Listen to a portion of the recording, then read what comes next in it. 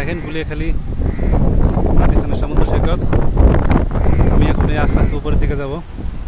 এখানে প্রচুর পাখিও আছে, কাক আছে, অনেকগুলো কবুতরও আছে। জায়গাটা দেখেন অনেক সুন্দর। এখানে একটি গাছ পড়ে আছে, এটা কেওড়া গাছ।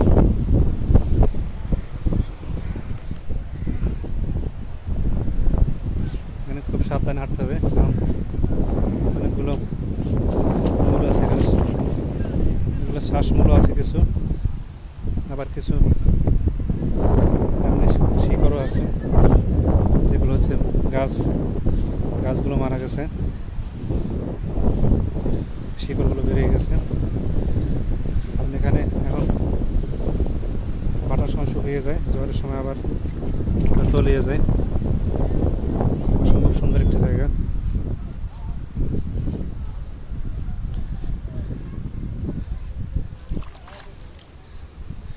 এখানে কাঁকড়া আছে বেশ কয়েকটা, কাঁকড়া দেখি,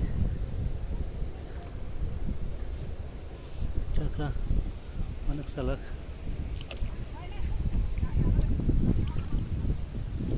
ধরতে পারলাম না, কাঁকড়াগুলো চলে গেল।